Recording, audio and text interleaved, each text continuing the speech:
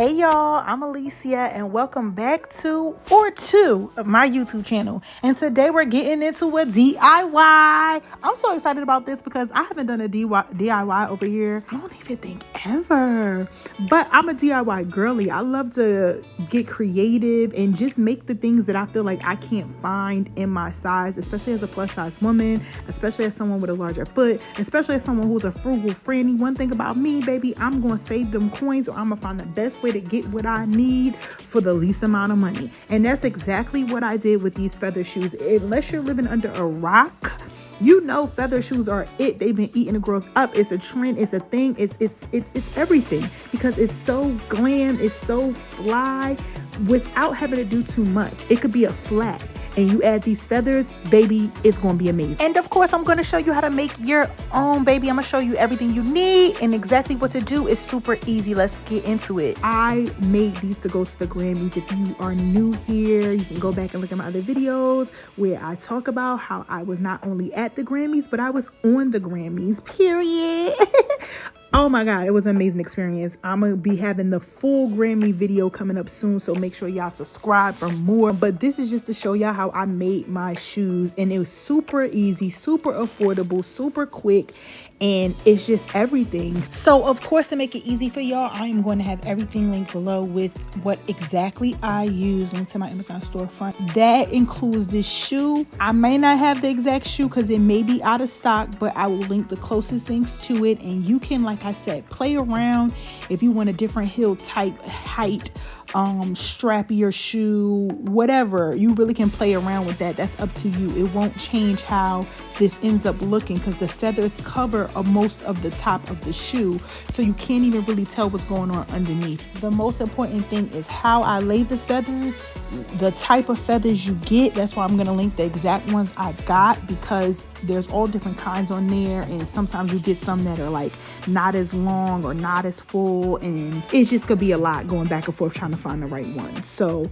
it's the feathers, it's how you lay them that makes a difference. Outside of that, anything else you could really play around with. If you have a preference in glue, use a different glue. But this is what I use, and I've wore them multiple times, packed them in my suitcases to travel, and haven't had any problems since. Yes, that is a paper chip clip.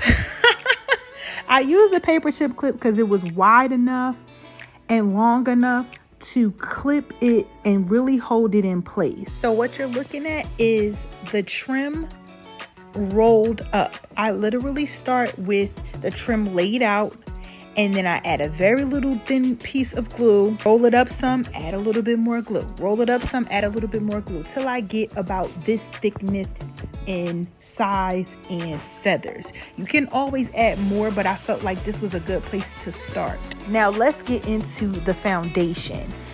As you can see, I cut up these small little pieces here. This is about 1/4 of an inch, maybe 1/2 inch, I'm not sure.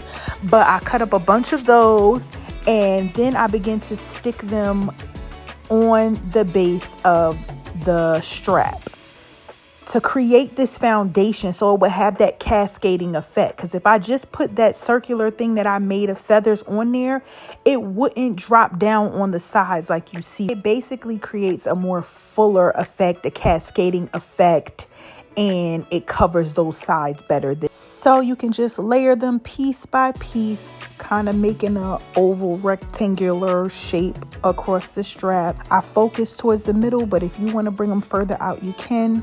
Let it sit for a couple minutes so they can kind of get tacky, dry a little bit. Same thing goes for this circular thing that we made with the feathers, because you don't want it to be moving around and moving out of place or get stuck to the wrong thing when you go to adhere it to the shoe. Then take the feathers out of the potato chip clip, add a good amount of glue to the base of that. Not too much, you don't want it super gooey and spilling all over the place, but you want enough that it can really stick on there good. Press it in for about a minute, if you could hold it, maybe even 2 minutes, making sure you're holding it in the same location and letting it to get a little tacky before you let it go. And I made sure to let it dry for like a day before I even tried them on or anything, because I didn't want to move anything out of place. I didn't want the feathers to get all stuck in the glue, which is easy to happen because these feathers are so light. You'll see when you get yours. Once they were dry, OMG, I was in love. If I felt like there was a spot that needed a little bit more feathers or va-va-va-voom, you could take some more of those little pieces and, you know, glue it in towards the base. But for the most part, super easy, and you could really do this with so many different colors, so many different types of shoes, so many different variations.